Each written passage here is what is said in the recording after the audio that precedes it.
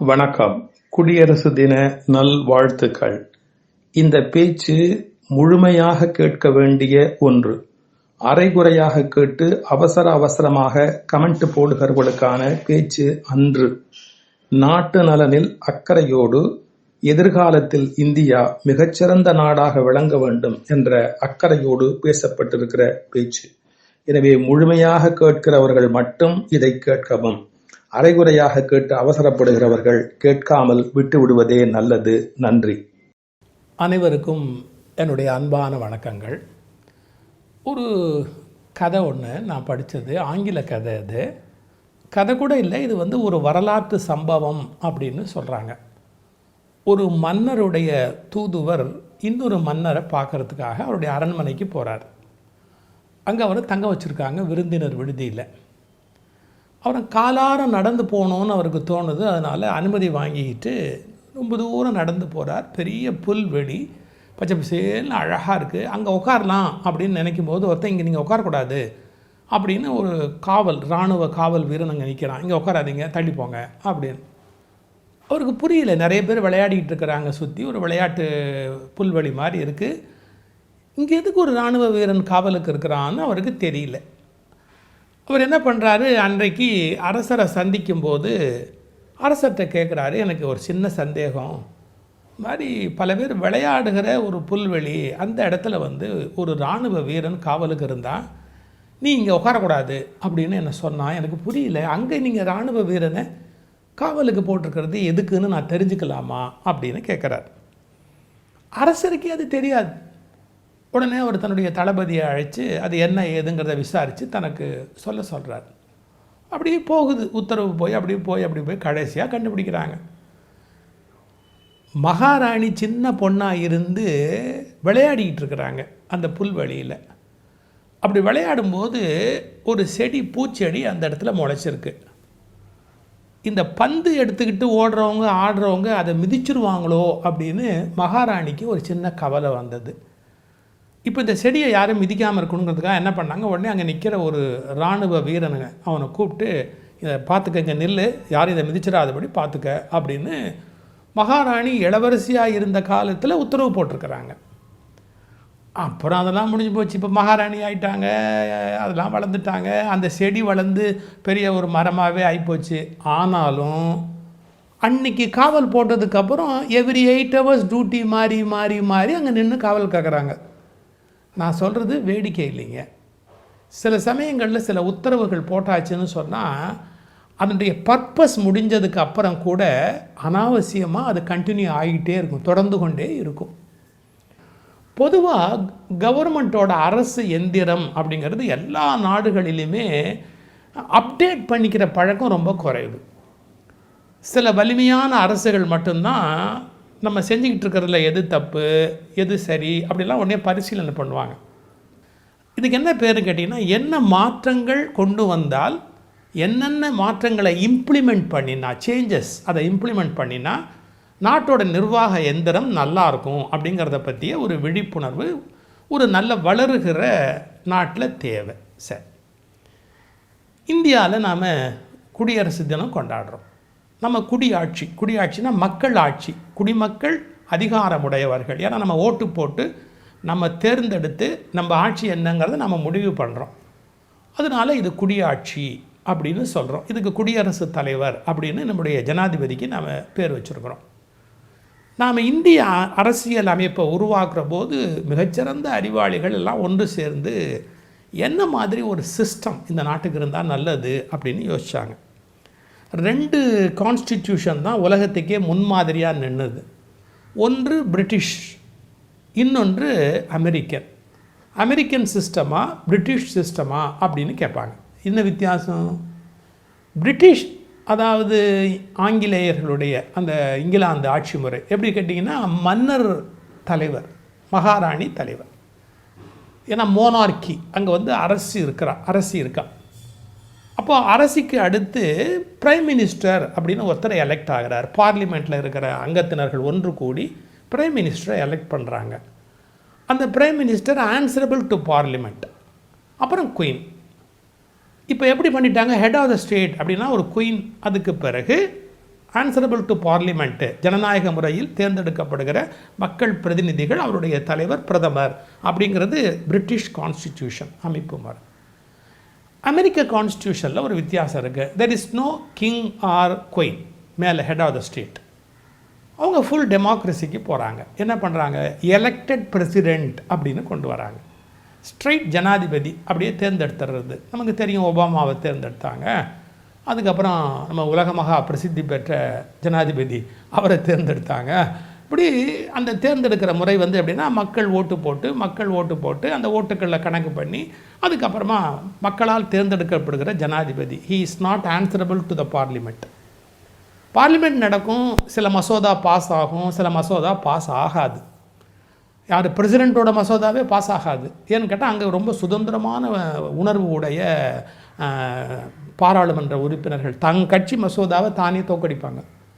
அது அவங்களுக்கு இடையூறாக இருக்கும் அப்படின்னா தன்னுடைய கட்சி கொண்டு வர மசோதாவை தயக்கமில்லாமல் டெமோக்ரஸி டு த கோர் அப்படிங்கிறான். அதாவது ஜனநாயகத்துக்கு முழு உரிமை.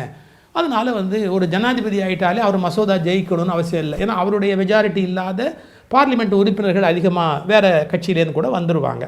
சரி, இப்போ நம்ம இந்த பேஸ் புரிஞ்சுக்கணும். 2 சிஸ்டம் தான் உலகத்தில் அவைலபிள். ஒன்று ஜனாதிபதி ஆட்சி முறை அமெரிக்காவில், மன்னர் ஆட்சி முறை. ஆனால் பிரதம மந்திரி தான் powerful, answerable to parliament. But அந்த குயின் இருப்பாள், ஹெட் ஆஃப் த ஸ்டேட் அப்படின்னு பிரிட்டிஷ். நம்ம இந்திய கான்ஸ்டியூஷனை நம்ம உருவாக்குற காலகட்டத்தில் we are under the influence of British people. நம்ம என்ன தான் விடுதலைன்னு வெளியே வந்துட்டால் கூட, 1947 வந்துட்டால் கூட நாம் வந்து பிரிட்டிஷ் இன்ஃப்ளூயன்ஸ்லேருந்து வெளியே வர முடியாது. ஏன்னா சுதந்திரம் கொடுத்ததுக்கு அப்புறம் கூட நம்முடைய ஆட்சி முறையில் பிரிட்டிஷனுடைய சில வகையான கண்ட்ரோல் இருந்துக்கிட்டு தான் இருந்தது. அன்றைக்கி சுதந்திரம் பெறுகிற அன்றைக்கி கூட நீங்கள் பார்த்தீங்கன்னா மவுண்ட் பேட்டன் தான் நமக்கு வைஸ்ராய், கவர்னர் ஜெனரல் அந்த ரேங்கில் இருக்கிறார். அதுக்கப்புறம் தான் ராஜாஜி அந்த போஸ்ட்டுக்கு வராரு. இப்போவே நமக்கு ஒரு கேள்வி இருக்குது. நம்முடைய அரசியலமைப்பை வகுத்து கொடுத்த மாமேதை அம்பேத்கர் போன்றவர்கள் எல்லா கான்ஸ்டியூஷன்லையும் இருக்கிற பெஸ்ட்டு ஃபீச்சர்ஸ் இந்தியாவுக்கு இருக்கணும்னு அந்த காலகட்டத்துக்கு ஏற்ற மாதிரி அதை வகுத்து கொடுத்தாங்க. இதை எவ்ரி 5 இயர்ஸ் நம்ம மாற்றணும். சில மாற்றங்கள் கொண்டு வர்றது தவிர்க்க முடியாதது. இந்த செல் உதிர்ந்து வேறு செல் வர மாதிரி, தலைமுடி உதிர்ந்து வேறு வர மாதிரி நம்ம வாழ்க்கையில் சில விஷயங்கள் எப்படி மாறிக்கொண்டே இருக்குமோ, மாற்றம் என்பதே உலகத்தில் மாற்றம் இல்லாதது அப்படின்னு மாறணும். ஆனால் கான்ஸ்டியூஷனை மாற்றுறது அவ்வளோ ஈஸி இல்லை. ஏன்னா 2/3 மெஜாரிட்டிக்கு மேலே இருக்கிற ஒரு அரசு தான் அந்த காரியத்தை பண்ண முடியும். வெறும் சிம்பிள் மெஜாரிட்டியை வச்சு கான்ஸ்டியூஷனில் கை வைக்க முடியாது. இருக்கட்டும். ஆனால் எல்லோரும் சேர்ந்து பேசணுமா இல்லையா, எதெல்லாம் மாறணும், எதெல்லாம் மாற வேண்டாம் அப்படின்னு அப்பப்போ மக்களுடைய நன்மையை கருத்தில் வைத்து, முக்கியம் மக்களுடைய நன்மையை கருத்தில் வைத்து நாம் பண்ணணும். நாம் இந்த முறையை வகுக்கிற காலத்தில் பிரிட்டிஷ் முறையை தான் கிட்டத்தட்ட கையாண்டோம். அங்கே குயின் அப்படிங்கிறத உருவிட்டு நம்ம பிரசிடெண்ட் அப்படின்னு ஒருத்தர் அந்த இடத்துல வச்சுக்கிட்டோம். இப்போ இதில் முதல் கேள்வி இருக்குது, நமக்கு எதுக்கு ஒரு பிரசிடெண்ட்டு? கொஞ்சம் கடுமையாக இருக்குது என்னுடைய கேள்வி. Elected prime minister powerful, answerable to parliament இருக்கிறாரு. நம்ம என்ன சொல்லிட்டோம், டு ப்ரொடெக்ட் த கான்ஸ்டிடியூஷன், கான்ஸ்டியூஷனை காப்பாற்றுறதுக்கு ஒரு ஜனாதிபதி அப்படின்னு அவருக்கு அந்த அந்தஸ்து கொடுத்துருக்குறோம். இருக்கட்டும். இப்போ எங்கெங்கெல்லாம் சிக்கல் வருது நான் கோடிட்டு காட்டிட்டு வரேன், நீங்கள் கொஞ்சம் கவனிங்க. ஒரு அரசாங்கம் தேர்தலில் ஜெயிச்சு பதவிக்கு வரும்போது அவங்க ஒருத்தரை ஜனாதிபதியாக தேர்ந்தெடுப்பாங்க. ஆனால் பதவிக்காலம் ஜனாதிபதிக்கு கூட இருக்கும்போது இவங்க அரசு முடிஞ்சு போச்சு அப்படின்னு சொன்னால் வேறு ஒரு அரசு, கட்சியினுடைய அரசு தேர்ந்தெடுக்கப்படுவதால் இந்த ஜனாதிபதிக்கும் தலைவலி, அந்த அரசாங்கத்துக்கும் தலைவலி. இது நடந்திருக்கா இல்லையா இந்தியாவில்? அதாவது வேறு ஒரு கட்சியினுடைய தன்மையில் ஜனாதிபதி இருப்பார், ஆனால் தேர்ந்தெடுக்கப்பட்ட அரசாங்கம் வேறு ஒரு கட்சியினுடைய செல்வாக்கில் ஆட்சிக்கு வந்துடும். இப்போ மக்களுடைய வாய்ஸ் அப்படியே பிரதிபலிக்க முடியாதபடி இவர் முட்டுக்கட்டை போடுறதுக்கு வாய்ப்பு இருக்குது, அல்லது அவர் அவஸ்தைப்படுறதுக்கு வாய்ப்பு இருக்குது. டாக்டர் அப்துல் கலாமே அதை எழுதுகிறார். எப்படின்னா, அவர் தேர்ந்தெடுக்கப்பட்டது வேறு ஒரு அமைப்பு முறையில், ஆனால் வேறு ஒரு கட்சியினுடைய ஆட்சி வந்துடுச்சு. 2 பேருக்கு இடையில் ஸ்மூத் ரிலேஷன்ஷிப் மெயின்டைன் ஆனதுக்கு மெயின் பர்பஸே அப்படின்னு கேட்டால், அப்துல் கலாம் ரொம்ப டீசென்ட் பர்சனாலிட்டி, ரொம்ப நாகரிகமாக நடந்துக்கிட்டார். இப்போது குடைச்சல் கொடுக்கணுன்னு ஜனாதிபதி முடிவு பண்ணால் ஜனாதிபதிக்கும் குடைச்சல் கொடுப்பாங்க, அது ஒரு மாதிரி. But because of personal characters அவங்க 2 பேருக்கும், மன்மோகன் சிங்கும் சரி இவரும் சரி, அப்படி ஒரு மாதிரி அதை கொண்டு போனாங்க. ஒரு மாதிரி நாகரிகமாக அவங்களுக்குள்ளே ஏற்பட்ட கருத்து வேறுபாடு வெளியே தெரியாதபடி ரொம்ப அருமையாக அப்படியே கொண்டு போயிட்டாங்க. ரைட். இது எப்போவுமே பாசிபிளா? ரைட். இதில் எங்கே சிக்கல் வருதுன்னு ஒன்று சொன்னேன். ஜனாதிபதி வேறு ஒரு கட்சியால் தேர்ந்தெடுக்கப்பட்டவராகவும் மக்களால் தேர்ந்தெடுக்கப்பட்ட பிரதமர் வேறு கட்சியாகவும் இருக்கிற போது நம்முடைய அரசமைப்பு சட்டம் நெருடுகிறது வச்சுக்கோ. அப்புறம் இதே மாதிரி மாநிலங்களில் முதலமைச்சர், கவர்னர் அப்படின்னு வச்சுருக்கிறோம். நம்முடைய மாநிலங்களில் ஜனநாயக முறைப்படி தேர்ந்தெடுக்கப்பட்ட முதல்வர்கள் அவர்களுடைய ஆட்சியை கண்டினியூ பண்ணுறதுல ஏற்படக்கூடிய சிக்கல் என்னென்னா, எம்எல்ஏக்களுடைய தயவில் அவங்க நீடிக்கணும். எல்லா முதலமைச்சர்களுமே எம்எல்ஏவை கண்ட்ரோலில் வச்சுருக்க முடியுமா, அப்படி கட்சி கட்டுப்பாட்டுக்குள்ளே வச்சுருக்க முடியுமானா சிலரால் முடியும், சிலரால் முடியாது. சில சூழ்நிலைகள் முடியாது. இப்போது மக்கள்கிட்ட போய் அங்கீகாரம் வாங்குகிற சக்தி உடைய நபர் அவர் முதல்வராக வருகிற போது அந்த தன்மை வேறையாக இருக்கும். அப்படி வாங்கின நபர் இல்லாமல் போகிற போது வெறும் சட்டசபை உறுப்பினர்களை மட்டுமே சரி கட்டி முதலமைச்சராக இருக்கணும் அப்படின்னு சொன்னால் அந்த இடத்துல தவறு நடக்கிறதுக்கு வாய்ப்பு இருக்கா இல்லையா, கொஞ்சம் மனசாட்சியோடு யோசிப்போம். ஆன்சரபிள் டு பீப்புள், மக்களை சந்தித்து நம்ம பதில் சொல்ல வேண்டியிருக்கோம் அப்படின்னா வேறு. மக்களுடைய உத்தரவின்படி நம்ம வந்திருக்கிறோம் அப்படின்னா வேறு. நாம் வெறும் எம்எல்ஏக்கள் தயவுனால எத்தனை இடங்களில் நம்ம பார்க்குறோம், எத்தனை மாநில அரசுகளுடைய கதையை பார்க்குறோம். இன்றைக்கி ஒரு ஆட்சி இருக்குது, பக்கத்தில் இருக்கிற கர்நாடகாலேயே பார்த்துருக்கோமே, இன்றைக்கி ஒன்று இருக்கும், நாளைக்கு ஒன்று இருக்கும். 4 எம்எல்ஏ அங்கே போயாச்சுன்னா கதை மாறி போயிடும், 2 எம்எல்ஏ இங்கே வந்தாச்சுன்னா கதை மாறி போயிடும். எவ்வளவு நடந்திருக்கு. இந்த துன்பமெல்லாம் இந்தியாவுக்கு தேவையா? சரி, ஆட்சி கவுந்து தேர்தல் வச்சா ஒரு தேர்தலுடைய செலவு எத்தனை ஆயிரம் கோடி. சரி, சட்டசபை உறுப்பினர்களை தயவு வச்சுக்கிட்டு அப்படின்னா நல்ல ஆட்சி நடத்த முடியுமா? எம்எல்ஏக்களை திருப்தி பண்ணிக்கிட்டுனா குதிரை வேரம் இல்லை, அவங்க விரும்புகிற காரியத்தெல்லாம் செஞ்சு கொடுத்து தன்னை தக்க வச்சுக்கிறதுக்கு ஒரு முதலமைச்சர் கஷ்டப்படணும் அப்படின்னு சொன்னால் நேர்மையாக ஒரு அரசாட்சி மக்களுக்கு கொடுக்க முடியுமா? இந்த கொடைசிலையெல்லாம் நம்ம யோசிக்கணுமா இல்லையா? காலம் வந்து போச்சு, இப்போல்லாம் நடக்குது. ஒரு முதலமைச்சர் இருக்கார், அவரை பிடிக்காத 10 பேர், அதே கட்சிக்காரங்க 10 பேர் பிடிக்காதவங்க என்ன பண்ணுறாங்க, அவர் டக்குன்னு இன்னொரு கட்சியோடு சேர்ந்துக்கிறாங்க. அதில் கட்சி தாவல் சடை சட்டம்னு கொண்டாந்து பார்த்தாங்க. ஒரு குரூப்பாக, ஐ திங்க் 1/3 நினைக்கிறேன், குரூப்பாக போயிட்டால் அந்த சட்டம் செல்லாது. ஒரு நபர் போனால் மாட்டிக்குவார். குரூப்பாக போயிட்டால் அந்த சட்டத்து மூலமாக அது வராது.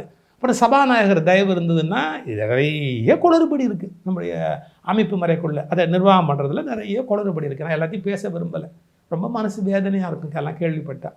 ஜனநாயகம், நேர்மையான ஒரு ஆட்சி முறை, மக்களுக்கு நன்மை செய்யக்கூடிய ஒரு முதல்வர், இதுக்கான வாய்ப்பெல்லாம் நம்முடைய சட்டங்கள்லேயே இல்லை.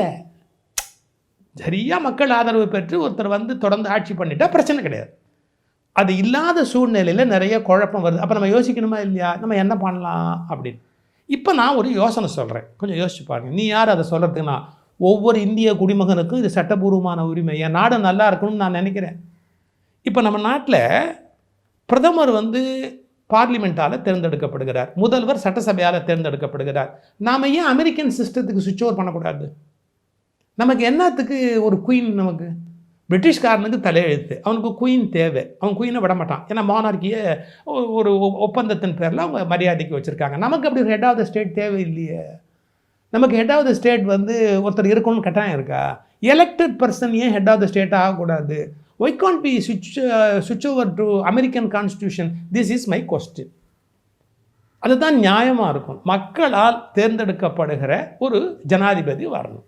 அப்போ மக்கள் செல்வாக்கு உள்ள ஒரு நபர் தான் ஜனாதிபதியாக வந்து உட்கார முடியும். அவருடைய நேரம் வேஸ்ட் ஆகாது. இப்போ நான் அந்த சிக்கலை சொல்கிறேன் பாருங்கள்.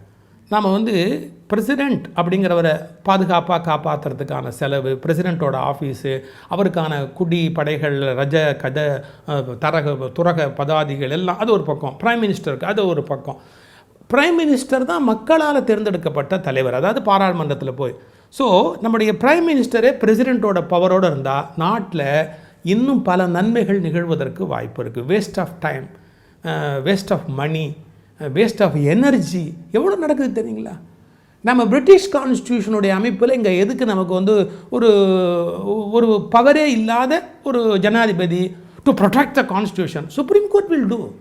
சுப்ரீம் கோர்ட்டு ஜனாதிபதி கான்ஸ்டியூஷனை காப்பாற்றிடும், ஒன்றும் பெரிய கஷ்டமே கிடையாது. அதுக்கு ஒரு இண்டிவிஜுவல் இருந்து தான் அதை காப்பாற்றணுங்கிற கட்டாயம் கிடையாது. நம்ம திங்க் பண்ணல, லவுடு திங்கிங் நமக்கு இல்லை. இப்போ அதே மாதிரி மாநிலங்கள்லையும் மக்களால் தேர்ந்தெடுக்கப்படுகிற நபர் வந்து ஆளுநராக வர்றாருன்னு வச்சுக்கோங்க, கட்சி மாறுறது, குதிரை பேரம் பண்ணுறது, ஆட்சியை கவுக்கிறது, நடுவில் சங்கடம், இது எதுவுமே இல்லை, ஸ்டாப் பண்ணிடலாம்ல. So we are wasting money on president's office and governor's office, which is waste of money. Waste of energy.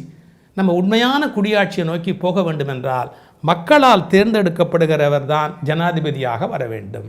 அதாவது நம்ம பிரைம் மினிஸ்டர் பிரசிடென்ட் 2 பவர் சென்டரை வச்சுருக்கிறத மாற்றி president is powerful, he must be elected from the people, மக்களால் தேர்ந்தெடுக்கப்பட்டு அந்த ஜனாதிபதி வரணும். அப்போது நிறைய குப்பைகள், நிறைய சிக்கல்கள், அதை நாம் மாற்றிடலாம். இன்னொரு செய்தி, பிரிட்டிஷார் நம்மை ஆண்டு கொண்டிருந்த காலத்தில் நம்மளை ஜனநாயகத்துக்கு பக்குவப்படுத்துவதாக சொல்லிக்கொண்டு மாகாண மந்திரி சபைகளை அனுமதித்தார்கள். அப்போ சென்னை மாகாணங்கிறது பெரிய அளவில் இருந்தது, அதுக்கு ஒரு முதல்வர், அதாவது முக்கிய மந்திரி அப்படின்னு அவர்கள் ஏற்பாடு பண்ணி மாகாண முதல்வர் அப்படின்னு ஒரு அந்தஸ்து கொடுத்தாங்க. ஆனால் he was answerable to the governor. British பீப்புளுக்கு பதில் சொல்ல வேண்டிய பொறுப்பில் வைத்திருந்தார்கள். ஏன்னா அவர்கள் எஜமானர்கள், பிரிட்டிஷ்காரர்கள் மனதளவில் அவர்கள் தான் எஜமானர்கள். அதனால் இந்த மாகாண மந்திரி சபையை ஒரு செல்வாக்கு குறைந்ததாகவே வைத்திருந்தார்கள். இப்போ நம்ம பூரண ஜனநாயகத்தை ஆரம்பித்திருக்கிறோம். இப்போது மக்களால் தேர்ந்தெடுக்கப்படுகிற ஒரு நபர் தான் அதிகாரம் உடையவராக இருக்க வேண்டுமே ஒழிய யாருக்கோ பதில் சொல்ல வேண்டிய பொறுப்பு என்பது சரியான ஒரு அணுகுமுறை அல்ல. பிரிட்டிஷ்காரர்கள் வைத்திருந்த முறைகளை நாம் ஏன் இன்னும் காப்பி அடிக்கணும்? நமக்கு ஒரு சுதந்திரம் வந்தாச்சு, நமக்கு சுதந்திரமாக சிந்திக்கிற ஒரு வாய்ப்பு வந்தாச்சு. அதனால் என்ன, மக்களால் தேர்ந்தெடுக்கப்படுகிறவர் ஜனாதிபதியாக வேண்டும், மக்களால் தேர்ந்தெடுக்கப்படுகிறவர் ஆளுநராக வேண்டும். அதுதான் மக்களுக்கு நாம் தருகிற சரியான நீதியாக இருக்க முடியும். அமெரிக்க அந்த அரசமைப்பு சட்ட முறையை நாம் பின்பற்ற வேண்டிய காலம் வந்துவிட்டதுன்னு நான் நினைக்கிறேன். Why can't we reconsider this? நான் சங்க ஊதிட்டேன், செவிடர்கள் காதில் இது ஏறாது, சிந்திக்கிறவர்கள் காதில் இது ஏறியே தீர வேண்டும்.